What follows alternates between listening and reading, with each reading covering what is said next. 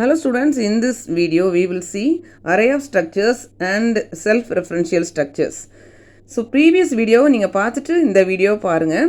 Previous வீடியோவில் நான் என்ன மென்ஷன் பண்ணிக்கேன்னா basic of structures, how to create and declare variables, how to initialize structure members, how to access the members அப்படிங்கிறது எல்லாமே நம்ம பார்த்துருக்கோம் 2 எக்ஸாம்பிள் யூஸ் பண்ணி. இங்கே நம்ம என்ன பண்ண போகிறோம்னா ஸ்ட்ரக்சருடைய அரேயும் ஸ்ட்ரக்சரும் எப்படி நம்ம சேர்க்க போகிறோம் அப்படிங்கிற கான்செப்ட்லாம் பார்க்க போகிறோம். Before that we need to know what is a structure. ஸ்ட்ரக்சருங்கிறது என்னென்னா it's a collection of different data type வந்து சேர்த்து, இப்போ ஃபார் எக்ஸாம்பிள் டிஃப்ரெண்ட்டான இன்ட்டு கேரக்டர் இந்த மாதிரி எல்லாத்தையும் சேர்த்து போடக்கூடிய ஒரு கான்செப்ட் தான் ஸ்ட்ரக்சர். சரியா? So collection of different data type. இங்கே வந்து அரே ஆஃப் ஸ்ட்ரக்சர்ஸ்க்கு டேரெக்டாக போகிறோம். இந்த அரே ஆஃப் ஸ்ட்ரக்சர்ஸ்க்கு இன்னொரு name collection of structures. So இதுக்கு ஒரு டைரக்ட் ப்ரோக்ராம். அரே ஆஃப் ஸ்ட்ரக்சர்ஸ்னால் என்ன அப்படின்னா, it is a data structure that stores collection of related data items using a single variable. So இது வந்து is a powerful data structures in C.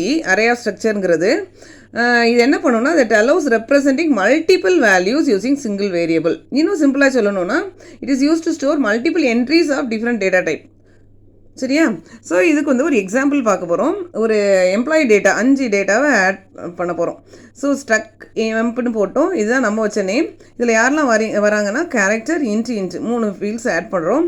Name of 20, employee ID, attendance of 7, 7 நாளுக்குரிய attendance. Semicolon போட்டு முடிச்சிடுறோம். இந்த semicolon is very important. Okay, so global declaration பண்ணியாச்சு. இப்போ தான் into main உள்ளே வராங்க. ஸ்ட்ரக் இஎம்பிங்கிறது இங்கே ஆல்ரெடி இங்கே இருக்கிறது.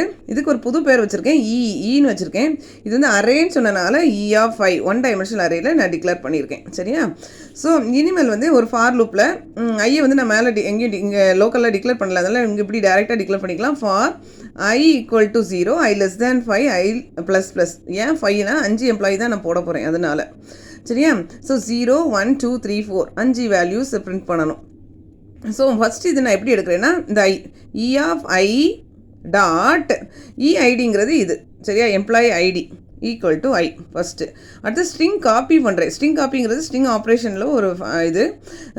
இ ஆஃப் ஐ தான் இனிமேல் ஃபுல்லாகவே நான் மென்ஷன் பண்ணணும். சரியா? So e of i dot நேம்ங்கிறது இங்கே இருக்குது. சரியா? நேம் ஈக்குவல் டு நான் ஏன் நேம் வச்சுருக்கேன், நீங்கள் உங்கள் நேம் வச்சுக்கோங்க.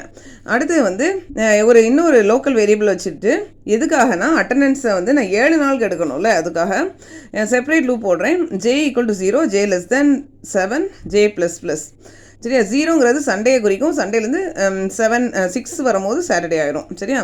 So Sunday, Monday, Tuesday, Wednesday ஒரு 7 நாட்கள். இ ஆஃப் ஐங்கிறது இது என்ன, இ ஆஃப் ஐ டாட் அட்டண்டன்ஸுங்கிறது இங்கே இருக்குது. சரியா? இந்த 3வது ஃபீல்டை நான் வாங்குகிறேன். இது உள்ள ஒரு இன்னர் லூப் போட்டனால ஜே, சரியா, ஜே ஈக்குவல் டு ஜேன்னு போட்டு இந்த இதை முடிச்சிட்டேன். ஸோ இது வந்து 7 நாளுக்கு வாங்கணுங்கிறதுனால தனி லூப்பு. மற்றபடி e of ID then name, e of i dot நேமும் போட்டாச்சு. ஸோ இது ஒரு இது நான் வாங்குகிறேன். இது செகண்ட் இது வந்து தேர்ட் இது. சரியா? ஸோ இந்த 3 டேட்டா தான் நம்ம கொடுத்துருக்கோம். 3ஐயும் 5 தடவை வாங்க போகிறோம். இது வந்து டேரெக்டாக டிக்ளேர் பண்ணியிருக்கோம். சரி, இங்கே வேறு எதுவுமே பண்ணலை, just we are adding data. Okay, see here. இங்கே தான் நம்ம வந்து பிரிண்டிங் டேட்டாக்கு அகெயின் நம்ம சேமாக லூப் போட்டோம். 0 to 5 போட்டுட்டு we are going to print employee ID, employee name, then attendance.